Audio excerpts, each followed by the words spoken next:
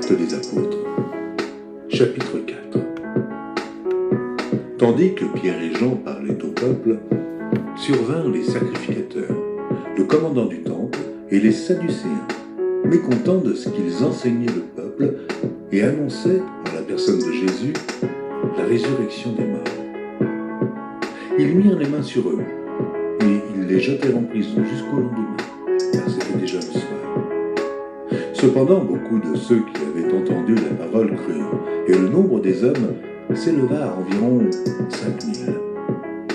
Le lendemain, les chefs du peuple, les anciens et les scribes, s'assemblèrent à Jérusalem, avec Anne, le souverain sacrificateur, Caïphe, Jean, Alexandre, et tous ceux qui étaient de la race des principaux sacrificateurs.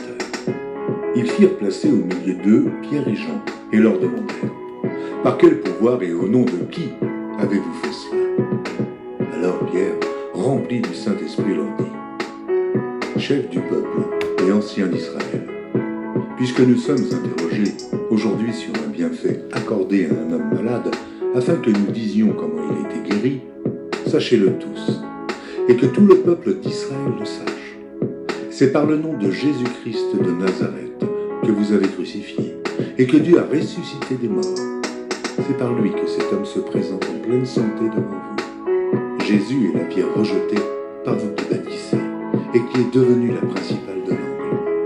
Il n'y a de salut en aucun autre, car il n'y a sous le ciel aucun autre nom qui ait été donné parmi les hommes, par lequel nous devions être sauvés. » Lorsqu'ils virent l'assurance de Pierre et de Jean, ils furent étonnés, sachant que c'étaient des hommes du peuple sans instruction, et ils les reconnurent pour avoir été avec Jésus. Mais comme ils voyaient là près d'eux l'homme qui avait été guéri, ils n'avaient rien à répliquer. Ils leur ordonnèrent de sortir du Sanhédrin, et ils délibérèrent entre eux, disant : « Que ferons-nous à ces hommes ? Car il est manifeste pour tous les habitants de Jérusalem qu'un miracle signalé a été accompli parmi eux. Et nous ne pouvons pas le nier.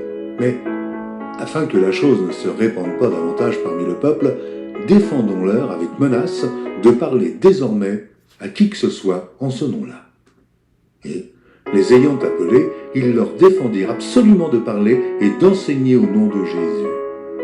Pierre et Jean leur répondirent : « Jugez s'il est juste devant Dieu de vous obéir plutôt qu'à Dieu, car nous ne pouvons pas ne pas parler de ce que nous avons vu et entendu. » Ils leur firent de nouvelles menaces et les relâchèrent, ne sachant comment les punir à cause du peuple, parce que tous glorifiaient Dieu de ce qui était arrivé, car l'homme qui avait été l'objet de cette guérison miraculeuse était âgé de plus de 40 ans.